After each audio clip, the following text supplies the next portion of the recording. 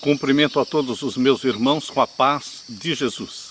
Seja bem-vindo ao estudo da lição número 7, Aliança no Sinai. Antes de iniciar, vamos orar. Pai querido que estás nos céus, na Tua presença estamos buscando a Tua bênção mais uma vez. Somos dependentes da Tua graça, dependentes da Tua bênção. Estende a Tua mão sobre mim e sobre os meus irmãos e derrama sobre nós o Espírito Santo para entendermos a Tua mensagem para nós hoje. É o que nós imploramos em nome de Jesus. Amém. Aliança no Sinai.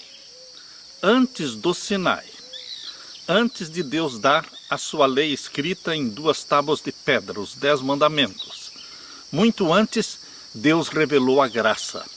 Deus salvou o seu povo da escravidão egípcia.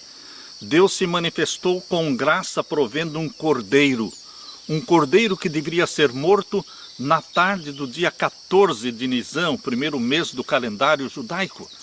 E queridos, nas primeiras horas do dia 15, eles deveriam comer aquela carne do cordeiro pascal, juntamente com ervas amargas. Deus revelou a graça. Deus primeiro salva. Deus primeiro mostra graça para com o seu povo, para depois dar a lei.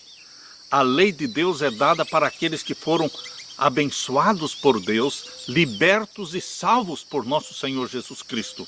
Para estes, Deus dá a sua lei. O verso áureo diz: vocês viram o que fiz aos egípcios e como levei vocês sobre asas de águia e os trouxe para perto de mim. Êxodo capítulo 19 e o verso 4. Uma vez um garotinho, um dos 7 membros da família, ele teve um acidente e foi levado para o hospital. Lá no hospital, eles ofereceram para ele todo o conforto, todo o cuidado e deram para ele um copo de leite, cheinho.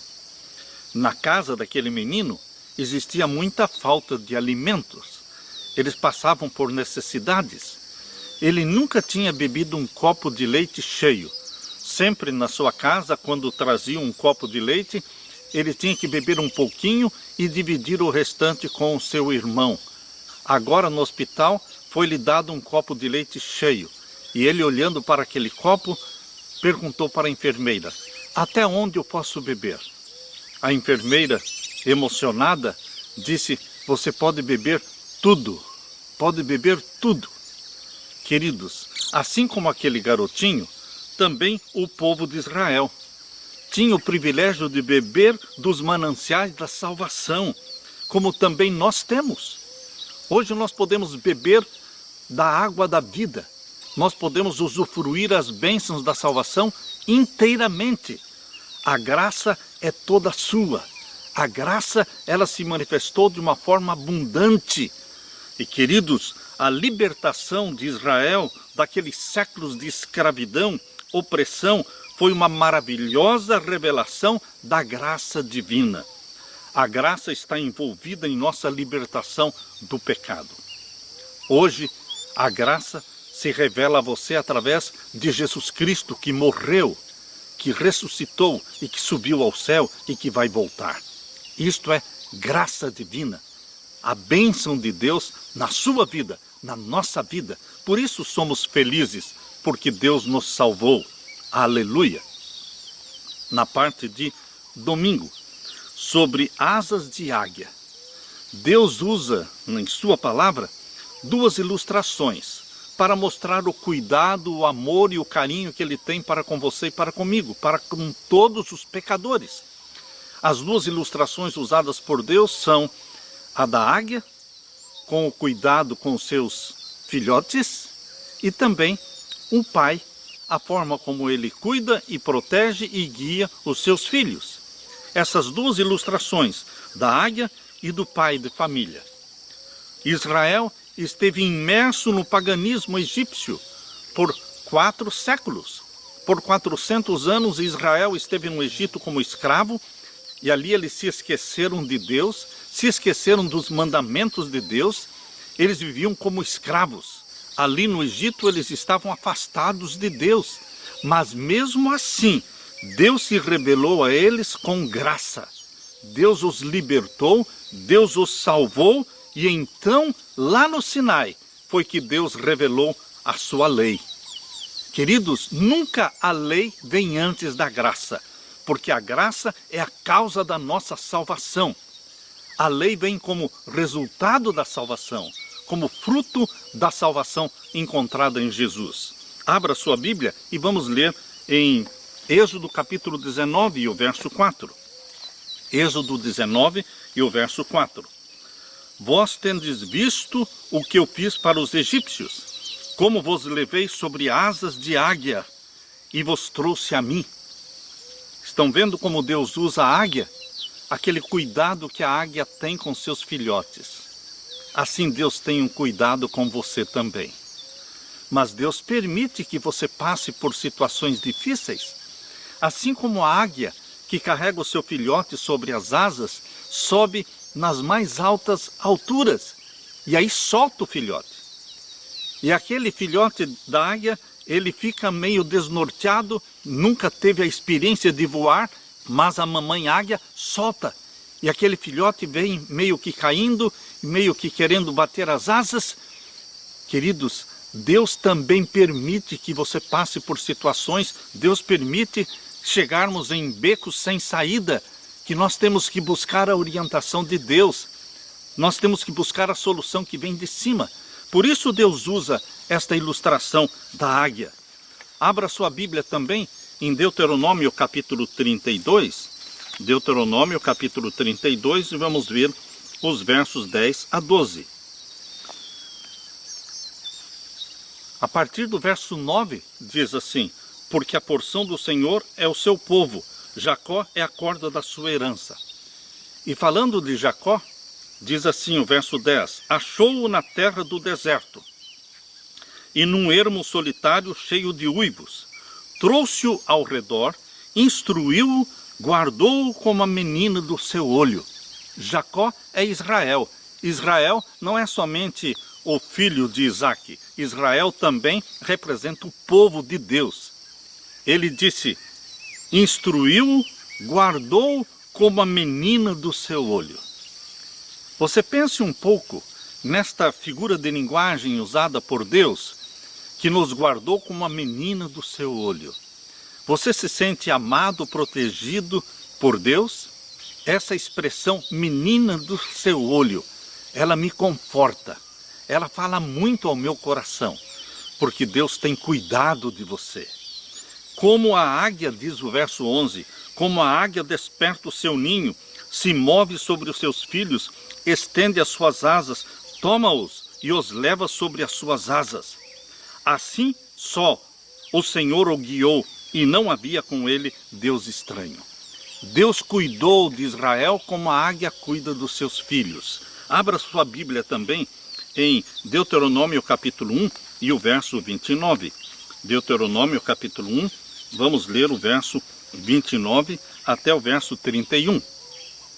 Então eu vos disse: não vos espanteis, nem os temais. O Senhor vosso Deus, que vai adiante de vós, Ele por vós pelejará, conforme a tudo o que fez convosco diante de vossos olhos no Egito. Como também no deserto, onde viste que o Senhor teu Deus nele te levou, como um homem leva o seu filho. Aqui é outra ilustração usada por Deus. Assim como um homem leva o seu filho, assim como um pai cuida do seu filho, por todo o caminho que andastes, até chegardes a este lugar. Queridos, vocês veem na Bíblia Deus querendo se revelar, Deus querendo mostrar quão grande é o carinho e o cuidado e a proteção que Ele tem com você. Nós não somos abandonados, nós não somos esquecidos. Nenhum momento Deus se esquece de você. Assim como a águia cuida dos seus filhotes, assim como um pai cuida e guia e protege o seu filho, assim age Deus conosco. Abra também a Bíblia em Oséias capítulo 11, Oséias capítulo 11 e o verso 1. Oséias capítulo 11 e o verso 1. Esta é uma profecia aplicada para Jesus Cristo, quando bebê, quando criancinha, recém-nascida, Deus o chamou lá do Egito. Primeiro, José e Maria desceram até o Egito fugindo do rei Herodes, que queria matar a criança. Depois Deus chamou seu filho do Egito. É uma profecia que se cumpriu na vida de Jesus, mas é uma profecia que também diz respeito a Israel como um povo, como nação amada e escolhida por Deus. Aqui nós lemos em Oséias capítulo 11, verso 1. Quando Israel era menino, eu o amei, e do Egito chamei a o meu filho. Israel foi chamado do Egito, libertado da escravidão, pelo poder e pelos prodígios de Deus. Assim também Jesus Cristo, ele foi chamado lá do Egito, e José e Maria voltaram e habitaram na cidade de Nazaré. Queridos, Deus não mede palavras, Deus usa ilustrações para revelar o seu amor. Essas ilustrações indicam que Deus conhece bem o nosso desamparo. Outro texto que me conforta está nos Salmos. Salmos 103. Abra sua Bíblia. No Salmo 103, aqui nós vamos ver os versos 13 e 14. Salmo 103 e o verso 13 e 14. Aqui nós lemos: Como um pai se compadece dos seus filhos, assim o Senhor se compadece daqueles que o temem. Pois Ele conhece a nossa estrutura, lembra-se de que somos pó. Nós somos fracos, nós somos frágeis, nós somos limitados, nós somos insuficientes, nós somos perdidos. Deus sabe tudo isso acerca de nós. E Deus escolheu revelar a sua graça e revelar o seu amor através deste planeta, através desta família humana pecadora como somos. Por isso Deus diz aqui no verso 14, porque Ele conhece a nossa estrutura, lembra-se de que somos pó. Esse Salmo 103 é maravilhoso e confortante. Eu gosto de ler aqui o verso 1, onde diz: Bendize a minha alma ao Senhor, e tudo que é em mim bendiga o seu santo nome. E o verso 2, bendize a minha alma ao Senhor, e não te esqueças de nenhum dos seus benefícios. É Ele que perdoa todas as tuas iniquidades, é Ele quem sara todas as tuas enfermidades, é Ele quem redime a tua vida da perdição e te coroa de benignidade e de misericórdia. É Ele quem enche a tua boca de bens, de sorte que a tua mocidade se renova como a águia. O Senhor faz justiça e juízo a todos os oprimidos. Novamente aqui, Deus usa a ilustração da águia e do pai que cuida do seu filho. E o verso 8, misericordioso e piedoso é o Senhor, longânimo e grande em benignidade, não repreenderá perpetuamente, nem para sempre conservará a sua ira, não nos tratou segundo os nossos pecados, nem nos retribuiu segundo as nossas iniquidades, pois quanto o céu está elevado acima da terra, assim é grande a sua misericórdia para com os que o temem. Quanto está longe o oriente do ocidente, assim afasta de nós as nossas transgressões. Aleluia! Queridos, nas figuras da águia e na figura do pai que cuida do seu filho, Deus está revelando a sua preocupação pelo nosso bem-estar. Ele é eterno, Ele é apoiador, Ele é protetor, Ele é encorajador. Seu desejo é nos conduzir à plena maturidade. A águia era conhecida por sua devoção incomum aos seus filhotes. Também vivia no topo das montanhas. Ao ensinar suas crias a voar, ela as levava nas costas a grandes alturas, sobre as planícies do Sinai, e então as soltava nas profundezas. Se aquela avezinha era ainda muito jovem e desnorteada para voar, a águia-mãe mergulhava por debaixo dela, tomava-a nas costas e voava de volta para o ninho nos penhascos acima. E foi assim, disse Deus, que os tirei do Egito para mim mesmo. Deus está dizendo para você o quanto te ama, o quanto te protege. Queridos, Deus tomou todas as providências para que sejamos salvos, para que sejamos libertos, para que sejamos vitoriosos em Jesus Cristo. Aleluia! Na parte de segunda-feira, padrão de salvação. Padrão de salvação. São dois eventos salvíficos que se destacam nos escritos de Moisés. Esses dois eventos registrados por Moisés, primeiro foi o dilúvio, que é um padrão de salvação. Deus proveu um meio para salvar Noé e a sua família. Deus proveu a construção da arca, Deus os conduziu para dentro da arca, Deus cuidou deles. A libertação de Israel da escravidão egípcia e o livramento de Noé e a sua família do dilúvio são os dois eventos salvíficos de destaque nos escritos de Moisés. Ambos apresentam percepções sobre a ciência da salvação, mas o Êxodo especialmente apresenta o padrão básico, muito mais completo. Abra sua Bíblia e vamos ler Êxodo capítulo 6. Êxodo capítulo 6 e os versos 6 e 7. Êxodo capítulo 6 e os versos 6 e 7. Aqui nós lemos: Portanto, diga aos filhos de Israel: Eu sou o Senhor, que vos tirei de debaixo das cargas dos egípcios, vos livrarei da sua servidão e vos resgatarei com braço estendido e com juízos grandes. Quando Deus diz aqui no verso 6, eu sou o Senhor, é o YHWH, é o eterno, o incriado, o existente por si mesmo.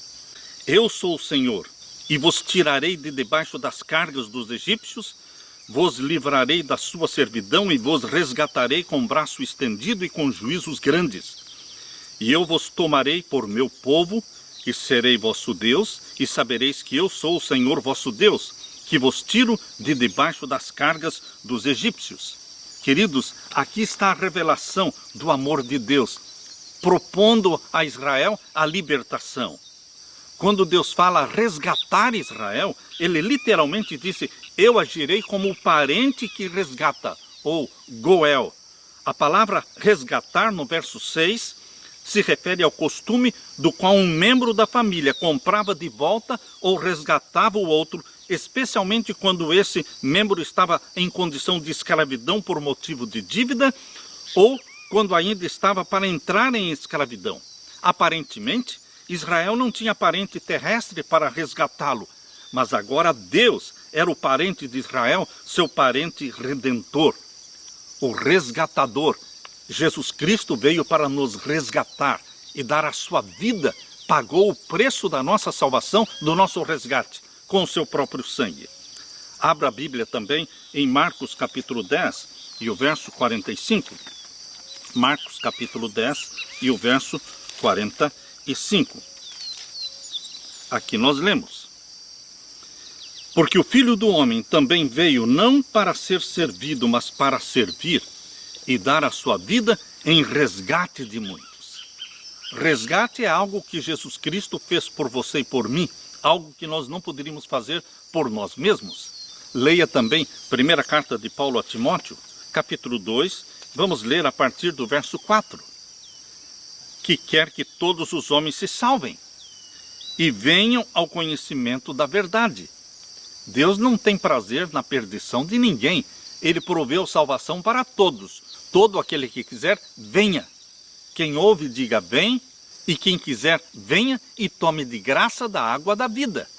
Deus proveu salvação a todos, que quer que todos os homens se salvem e venham ao conhecimento da verdade. 1 Timóteo 2,4. E agora, 1 Timóteo 2,5. Porque há um só Deus e um só mediador entre Deus e os homens, Jesus Cristo, o homem. Deus proveu um mediador, um resgate e um mediador entre nós e o Pai. Jesus Cristo é aquele que é o nosso mediador. Não existem santos na terra como mediadores. Queridos, só existe um mediador entre Deus e o homem, Jesus Cristo, o homem. E agora diz o verso 6, o qual se deu a si mesmo em preço de redenção por todos. Ele se deixou sacrificar. Ele deu a sua vida. Jesus disse, eu dou a minha vida por mim mesmo e torno a tomá-la. Ele não foi forçado a morrer na cruz. Ele decidiu morrer na cruz. Ele decidiu resgatar-nos. O qual se deu a si mesmo em preço de redenção por todos, para servir de testemunho a seu tempo. Você pode ler também Apocalipse capítulo 5 e o verso 9. Apocalipse capítulo 5 e o verso 9. Aqui nós lemos: E cantavam um cântico novo, dizendo: Digno és de tomar o livro e de abrir os seus selos, porque foste morto, e com o teu sangue compraste para Deus homens de toda tribo, e língua, e povo, e nação. Jesus Cristo nos comprou com o seu sangue homens de todas as tribos, línguas e povos. Em Êxodo capítulo 3, verso 8, Deus disse que ele desceu para resgatar Israel. Esse é um verbo hebraico comum para designar a interação de Deus com a humanidade. O Senhor estava no céu e nós estávamos na terra. Somente quando Deus desceu à terra, encarnou, ele pôde nos resgatar. No sentido mais verdadeiro da ideia, somente quando Jesus desceu, viveu, sofreu, morreu e ressuscitou por nós, pudemos ser resgatados. João capítulo 1, verso 14 diz: E o verbo se fez carne. Quando ele nasceu da Virgem Maria, gerado pelo Espírito Santo, era o verbo sendo feito carne. E o verbo se fez carne e habitou entre nós 33 anos. E vimos a sua glória. No rosto de Jesus estava o sorriso do Pai. No olhar carinhoso de Jesus estava o olhar do Pai. Naquelas mãos que curavam os enfermos, naquelas mãos que multiplicavam os alimentos para os necessitados e famintos pecadores, estava ali a revelação do amor do Pai. Por isso diz aqui: e nós vimos a sua glória. A glória do Pai estava estampada na vida de Jesus, como a glória do unigênito do Pai, cheio de graça e de verdade.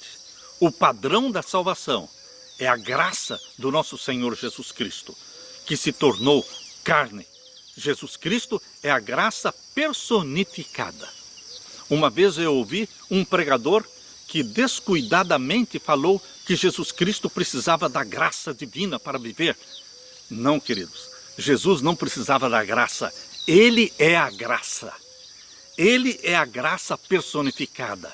Jesus Cristo é a minha graça que me resgata. Jesus Cristo é aquele que desceu, que se fez um de nós e que nos transportou para o reino da sua glória. Jesus Cristo desceu, viveu entre nós, tornou-se um de nós para todo sempre. Aleluia! Na parte de terça-feira, aliança no Sinai. Antes da aliança, no Sinai, Deus salvou Israel literalmente. Vocês sabem que Deus só faz aliança com aqueles que ele resgata? Deus só faz aliança com aqueles que foram comprados pelo sangue de Jesus. Deus só faz aliança com aqueles que são salvos em Jesus Cristo. Primeiro Deus salva, como fez com Noé. Deus proveu salvação e libertação para Noé e depois fez uma aliança com Noé. Deus também, ele primeiro mostrou graça e misericórdia para com Adão e para com Eva, e depois fez uma aliança com eles. Deus também mostrou graça e misericórdia para com Abraão, e depois fez uma aliança com ele. Assim também com Israel. Deus os libertou da escravidão egípcia, e então fez uma aliança com eles. Deus só faz aliança com homens e mulheres salvos em Jesus Cristo. Só que esta aliança que Deus fez com Israel ali no Monte Sinai, ela é mais completa do que as outras. Primeiro teve a aliança com Adão, depois com Noé, depois com Abraão. Esta é a quarta aliança bíblica, mas ela é muito mais completa, porque aqui nesta quarta aliança com Israel, Deus deu a doutrina do santuário. Deus deu o ritual do santuário terrestre. O santuário terrestre é a mais perfeita ilustração do grande plano da salvação. É impossível você entender o plano da salvação como um todo se você não entender, se você não estudar a doutrina do santuário. Queridos, a doutrina do santuário foi estabelecida para se tornar uma explicação, uma ilustração, uma cópia de como funciona o grande e maravilhoso plano da salvação. Abra sua Bíblia em Deuteronômio capítulo 29. Deuteronômio capítulo 29, vamos ler os versos 10 a 13. Deuteronômio capítulo 29, versos 10 a 13. Todos vós estáis hoje perante o Senhor vosso Deus, os cabeças de vossas tribos, vossos anciãos e os vossos oficiais, todo homem de Israel, os vossos meninos, as vossas mulheres e o estrangeiro que está no meio do teu arraial, desde o rachador da tua lenha até o tirador da tua água, para que entres no concerto do Senhor teu Deus e no seu juramento que o Senhor teu Deus hoje faz contigo, para que hoje te confirme por seu povo e ele te seja a ti por Deus, como te tem dito e como jurou a teus pais, a Abraão, Isaque e Jacó. Olha a aliança, Deus os tira do Egito, Deus faz aquele milagre maravilhoso, libertando-os, abrindo o Mar Vermelho, fazendo com que eles passassem o Mar Vermelho em seco. Deus destrói os egípcios no Mar Vermelho, Deus conduz o seu povo pelo deserto até o Sinai, e aí, depois de todos estes milagres, estas maravilhas de salvação e de libertação, Deus então lhes dá a lei. A lei é dada para aqueles que são filhos e filhas de Deus. A lei de Deus não tem valor nenhum para o ímpio. Nós precisamos entender isso. Primeiro, Deus nos faz filhos e filhas através de Jesus Cristo, nascendo da água e do Espírito, gerados pelo Espírito Santo. O nosso nome é registrado no livro da vida. E então, como filhos e filhas de Deus, Deus diz: agora eu tenho para vocês, meus filhos, a minha lei, os meus mandamentos. Eu vou dar poder para vocês obedecerem os meus mandamentos. O santuário estava dividido em 3 partes. O pátio, onde tinha o altar de sacrifício, e a pia. E na primeira sala, chamada Lugar Santo, existia o candeeiro com 7 lâmpadas, à esquerda de quem entrava. À direita de quem entrava estava a mesa com 12 pães, e na frente de quem entrava estava o altar de incenso. Aí tinha o véu, e atrás do véu estava o lugar santíssimo, onde estava a arca do concerto com os 10 mandamentos dentro. E ali, sobre a arca do concerto, existia uma luz sobrenatural, a presença divina, Shekinah. Queridos, este tabernáculo terrestre, este santuário terrestre, foi dado para ilustrar o plano da salvação. A primeira parte é o pátio. É lá que está o altar de sacrifício. Jesus Cristo morreu no pátio. O pátio do santuário celestial é o planeta Terra. Jesus morreu no Monte do Calvário. O Monte do Calvário foi o altar de sacrifício do santuário celestial. Ali não morreu um animalzinho, ali morreu Jesus Cristo, Filho de Deus. Portanto, queridos, a salvação começa lá no Monte do Calvário. Percebam que a lei de Deus não estava no pátio, não estava no lugar santo. A lei de Deus estava no Santíssimo. O pecador, quando vinha confessar os seus pecados, buscando salvação, ele entrava no pátio. E ali era sacrificado o cordeirinho no pátio. Quando o pecador colocava as mãos sobre a cabeça do cordeiro, confessava os pecados, matava aquele cordeiro, e o cordeiro era colocado sobre o altar de sacrifício e era queimado em oferta a Deus. Jesus Cristo é o Cordeiro de Deus que tira o pecado do mundo. A salvação para o pecador exige que ele vá ao Calvário. Primeiramente você vai ao Calvário e você se agarra em Jesus Cristo como Cordeiro de Deus que tira o seu pecado. E você então é coberto pelo sangue de Jesus Cristo que nos purifica de todo o pecado. Então, queridos, no lugar santo vinha o ministério da intercessão. O ministério da intercessão está no lugar santo. Jesus Cristo primeiro morreu como Cordeiro de Deus no pátio, o planeta Terra, sobre o monte do Calvário. Depois de cumprir com esta primeira fase de Jesus Cristo como sacrifício, como Cordeiro de Deus, ele ressuscitou e subiu ao céu e entrou no lugar santo e se tornou ali o nosso mediador, o nosso intercessor. Desde que ele subiu ao céu no ano 31 até o ano de 1844, durante todos esses séculos, Jesus Cristo oficiou como nosso sacerdote e mediador entre Deus e os homens. Porém, queridos, faltava uma fase no plano da salvação. Faltava a fase que acontece no Santíssimo do Santuário Celestial. Por isso, Existe a profecia de Daniel 8,14, das 2.300 tardes e manhãs, dizendo que a purificação do santuário, que ocorria no Santíssimo do Santuário, ela aconteceria no ano de 1844, no final dos 2.300 anos. Por isso, em 1844, Jesus começou a terceira e última fase do seu ministério no santuário celestial, que é o juízo celestial. Ele entrou no Santíssimo e ele iniciou o juízo. O juízo começou pelos mortos e logo vai passar para os vivos. Quando Jesus Cristo terminar este juízo, ele lança o incensário sobre a terra. E então, queridos, depois dele lançar o incensário sobre a terra, ele sai do Santíssimo, se demora um pouco de tempo no lugar santo. Ele tira as vestes sacerdotais e veste as vestes reais de Rei dos Reis, Senhor dos Senhores. E então ele retorna à terra em busca da sua igreja, em busca do seu povo. É este o plano da salvação, revelado através da doutrina do santuário. Queridos, Deus não colocou a lei lá no pátio para ser obedecida antes da redenção, antes do perdão. Não, queridos. O perdão, a graça de Deus se revela sem a lei. Ela se revela lá no pátio. Mas todos os perdoados e salvos em Jesus Cristo, eles são gerados pelo Espírito Santo. E o Espírito Santo grava a lei de Deus no seu coração. Nós não podemos eliminar a lei do plano da salvação. A lei não está no pátio, mas a lei está no Santíssimo. Por isso, queridos, depois de salvos em Jesus Cristo, Deus nos dá sua lei para obedecermos. É um privilégio, é uma alegria para todos nós que fomos salvos por Jesus Cristo, cobertos pelo seu sangue, purificados. É um privilégio podermos obedecer à lei do nosso Pai. A tua lei está dentro do meu coração. É a minha meditação de dia e de noite. Deleito-me em fazer a tua vontade, ó Deus. Aleluia. Na parte de quarta-feira, Deus e Israel.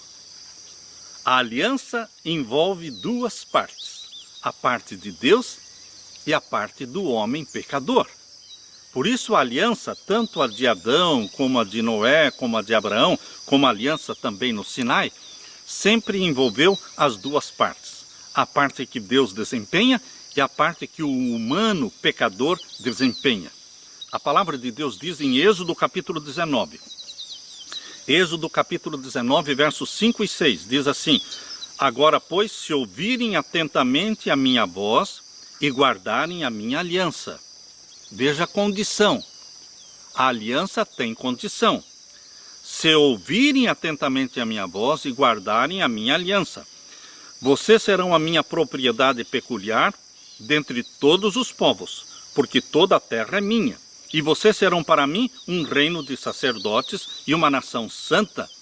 São estas as palavras que você falará aos filhos de Israel. Nestes versos, o Senhor estava propondo sua aliança com os filhos de Israel. A libertação do Egito tinha envolvido a cooperação de Israel. Se eles não tivessem feito o que o Senhor havia mandado, colocando sangue nos umbrais das portas, eles não teriam sido salvos, não teriam sido libertos. Era simplesmente assim.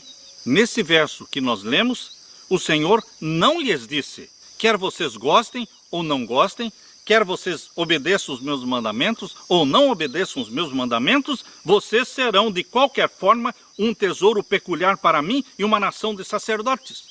Deus não falou isso. Deus não falou isso. Porque existe a parte que Deus cumpre na aliança e existe a parte que nós, pecadores, temos que cumprir.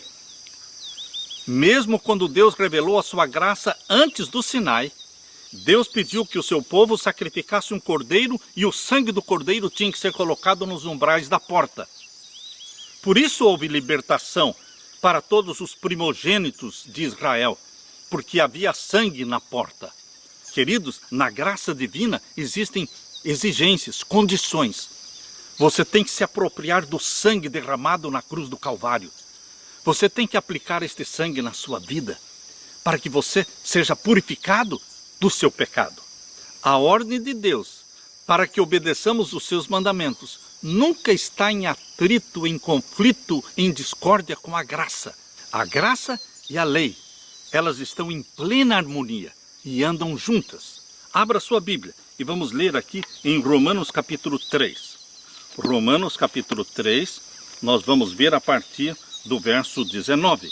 Romanos capítulo 3, a partir do verso 19. Ora, nós sabemos que tudo o que a lei diz, aos que estão debaixo da lei o diz, para que toda boca esteja fechada e todo mundo seja condenável diante de Deus. Salvação pela lei? Impossível. A lei condena o pecador. A lei mostra o nosso pecado. Por isso diz o verso 20, por isso nenhuma carne será justificada diante dele pelas obras da lei, porque pela lei vem o conhecimento do pecado. Há pessoas e pregadores que equivocadamente pensam que no Antigo Testamento a salvação era pela lei e que a salvação pela graça só veio no Novo Testamento. Estas pessoas estão enganadas. Nunca houve salvação pela lei. A graça de Deus é a base da nossa salvação e já foi revelado no Jardim do Éden, quando o cordeirinho morreu. Queridos, em todas as alianças feitas com Adão, com Noé, com Abraão e no Sinai, sempre houve o sangue do cordeiro, a graça provida por Deus. E queridos, aqui diz, por isso nenhuma carne será justificada diante dele pelas obras da lei, porque pela lei vem o conhecimento do pecado. Bom, se a lei não salva, alguém pode argumentar, então eu não preciso guardar a lei. Para você se salvar, você não precisa guardar a lei, porque a salvação vem pela graça de Jesus. Mas para que você viva a vida de salvo em Jesus Cristo, para que você viva a vida de filho e filha de Deus, você vai obedecer os mandamentos de Deus. A obediência aos mandamentos de Deus vem na vida dos salvos pelo sangue de Jesus Cristo. Por isso diz aqui em Romanos capítulo 3, verso 31, anulamos, pois, a lei pela fé? De maneira alguma. Antes estabelecemos a lei. Quando somos salvos pela fé em Jesus Cristo, o Espírito Santo estabelece a lei de Deus na nossa vida. Ele escreve a lei na nossa mente, no nosso coração. Agora leia Romanos 3, verso 21. Mas agora se manifestou sem a lei a justiça de Deus, tendo o testemunho da lei e dos profetas. Isto é, a justiça de Deus pela fé em Jesus Cristo para todos e sobre todos os que creem, porque não há diferença, porque todos pecaram e destituídos estão da glória de Deus. Todos nós pecamos e estamos destituídos da glória de Deus. Verso 24. Sendo justificados gratuitamente pela sua graça, pela redenção que há em Cristo Jesus. Está claro isso? Paulo deixa claro. A salvação é pela graça, é pela fé no sangue de Jesus Cristo. Mas, queridos, no verso 28 ele diz, concluímos, pois, que o homem é justificado pela fé, sem as obras da lei. Você não obedece para ser salvo. Você é salvo pela graça, pelo sangue de Jesus Cristo. E agora, depois de salvos em Jesus Cristo, o que devemos fazer? Continuar pecando, matando, roubando, desonrando pai e mãe, adorando ídolos, mentindo? Queridos, depois de salvos em Jesus Cristo, nós vivemos uma vida de obediência. Deus nos faz filhos obedientes. Por isso, o capítulo 3, verso 31 termina dizendo, anulamos, pois, a lei pela fé? De maneira alguma. Antes estabelecemos a lei de Deus. Abra também a Bíblia em Apocalipse capítulo 14 e o verso 12. Apocalipse 14, verso 12, deixa muito claro que o povo de Deus é um povo obediente aos mandamentos de Deus. Apocalipse 14, verso 12. Aqui está a paciência dos santos. Quem são eles? Quem são estes santos mencionados na Bíblia, salvos por Jesus Cristo? Aqui diz quem são eles. Aqui estão os que guardam os mandamentos de Deus e a fé de Jesus. Não é só ter a fé em Jesus Cristo e não fazer mais nada. E também não é guardar os mandamentos de Deus.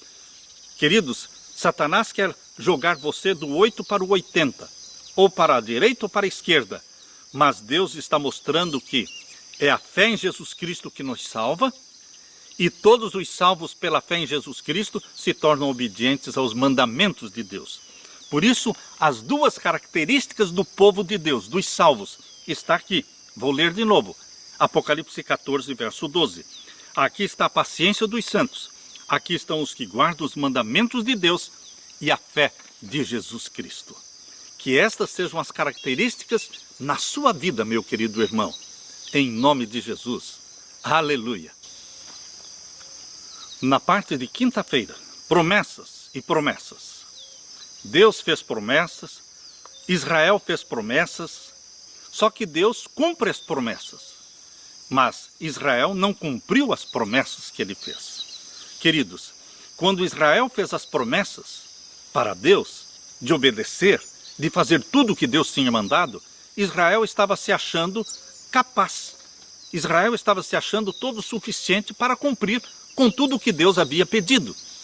E Deus permitiu que eles caíssem, Deus permitiu que eles quebrassem a cara, porque quando eles desobedeceram, eles se sentiram realmente perdidos. Tanto é que Moisés intercedeu por eles. Queridos, Deus permitiu que Israel, por algum tempo, pensasse que eles poderiam realmente cumprir com tudo que Deus havia pedido.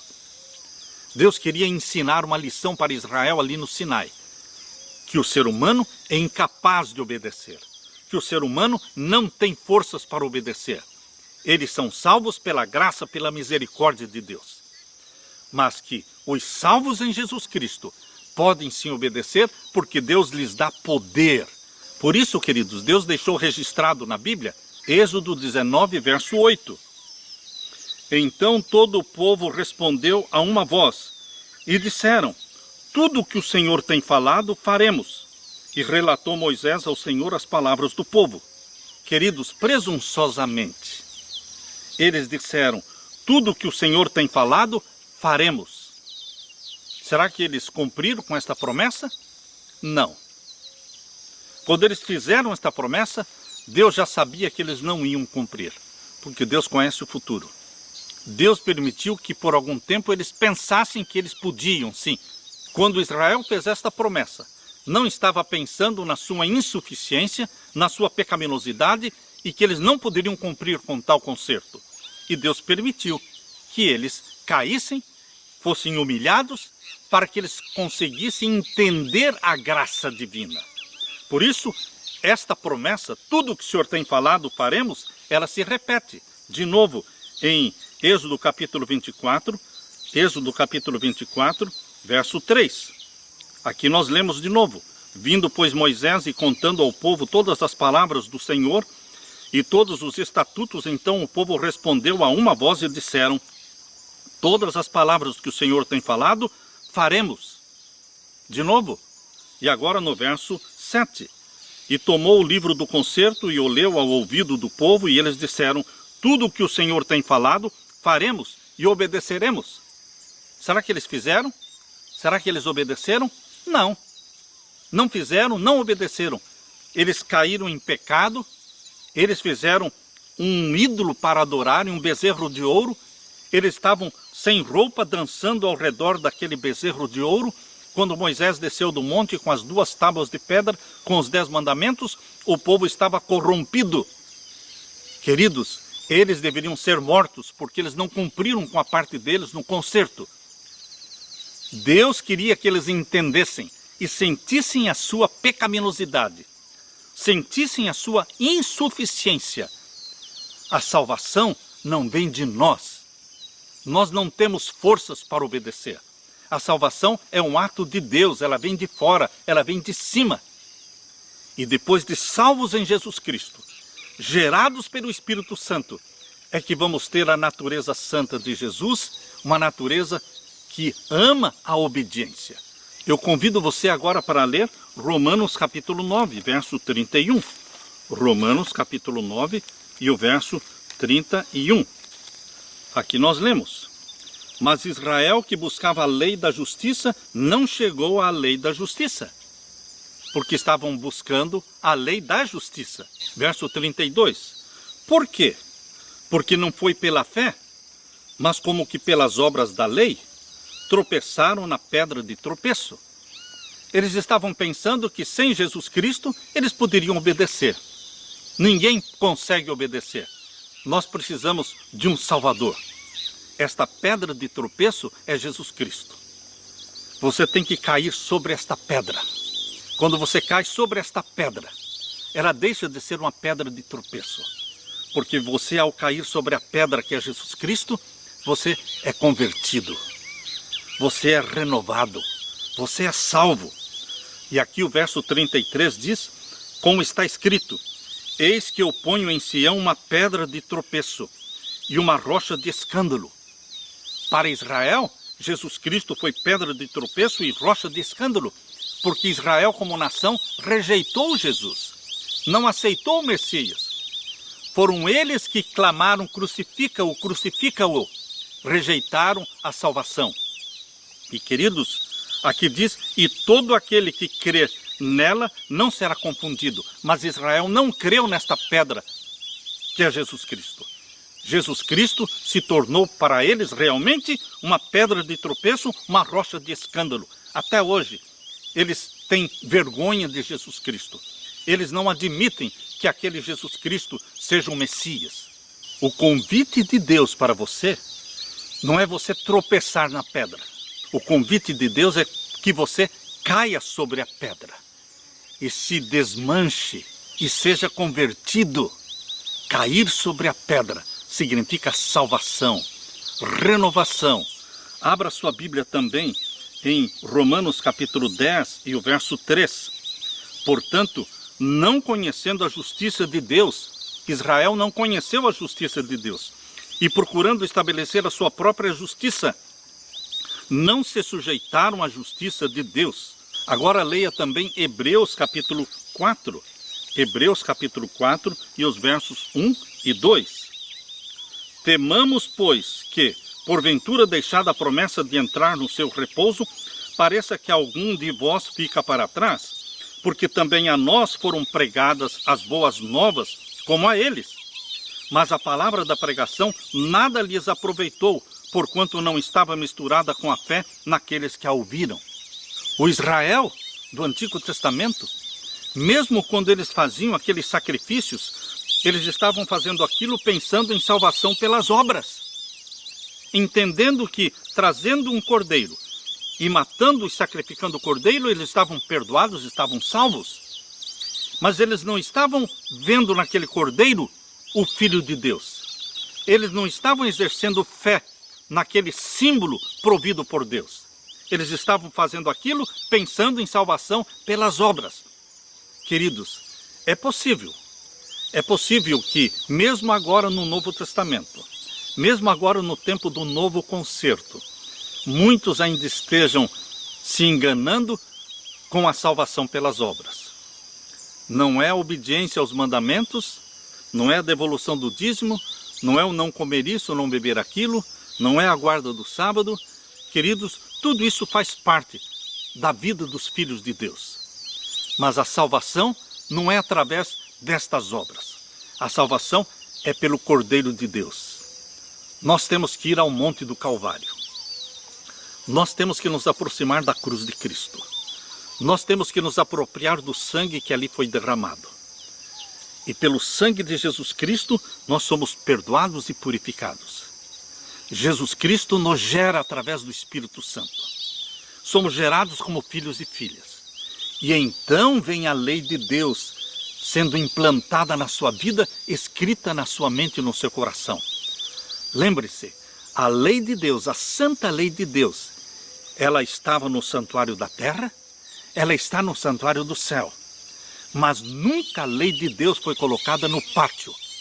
Você entra para a salvação, você se torna filho de Deus no pátio, quando você abraça Jesus como Salvador, e ali não está a lei está lá no Santíssimo.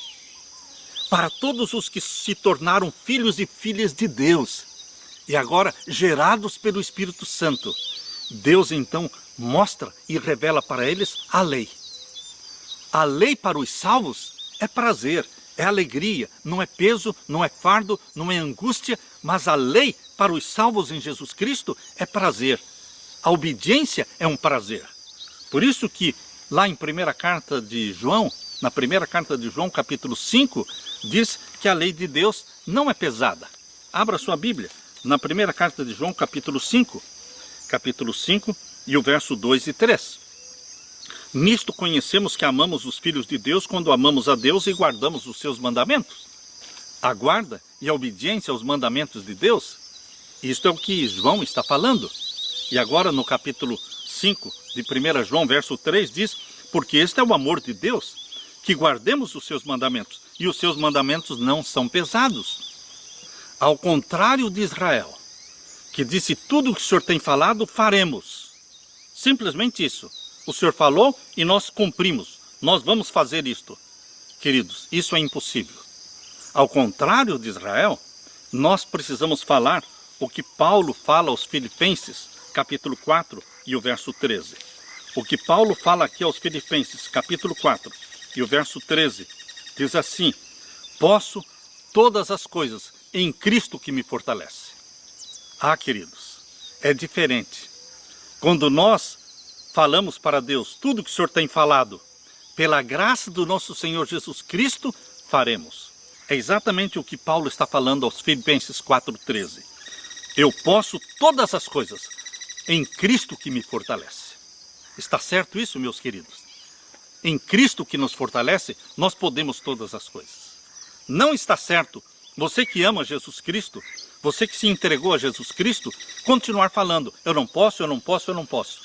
Se você tem a Jesus Cristo, você tem o poder de Deus, que habita em você, o Espírito Santo.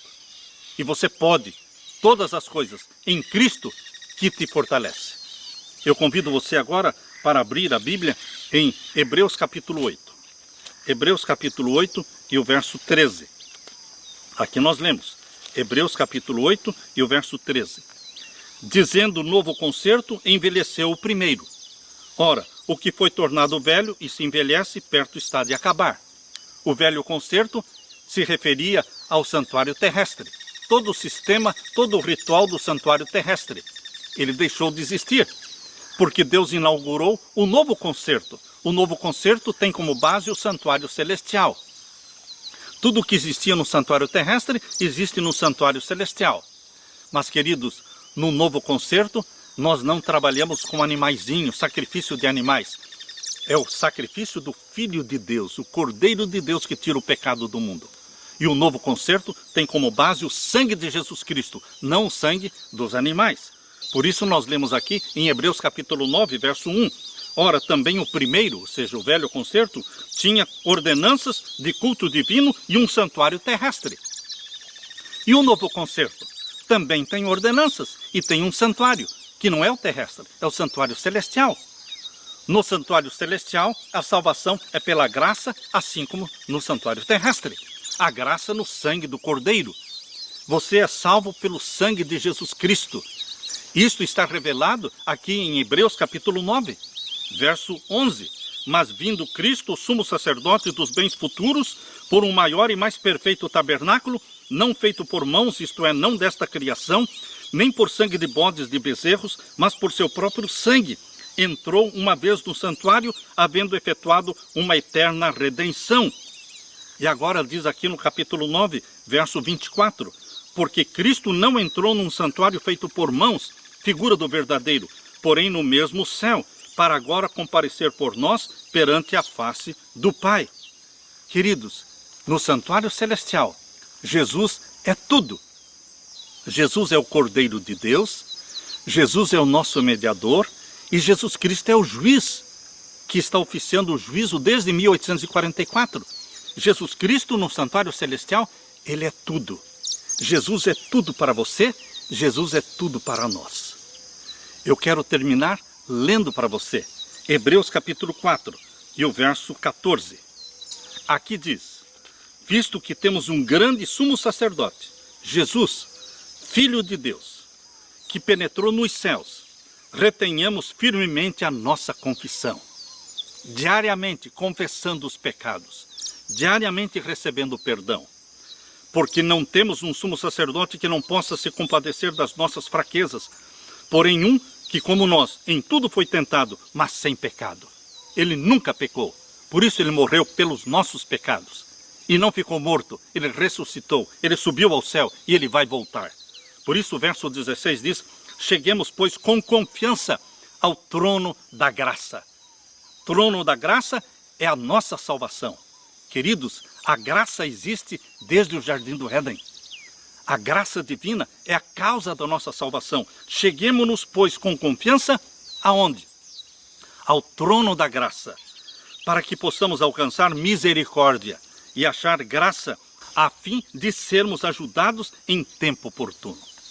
Cheguemos-nos ao trono da graça e deixemos que a graça divina nos cubra, que o sangue de Jesus Cristo nos purifique, que você seja batizado pelo Espírito Santo, que você seja renovado, restaurado, que em Jesus Cristo você alcance a bênção da salvação, a graça divina, a graça eterna, uma graça que não conseguimos entender tudo quanto ela significa, mas nós estamos sendo presenteados por Deus por esta graça.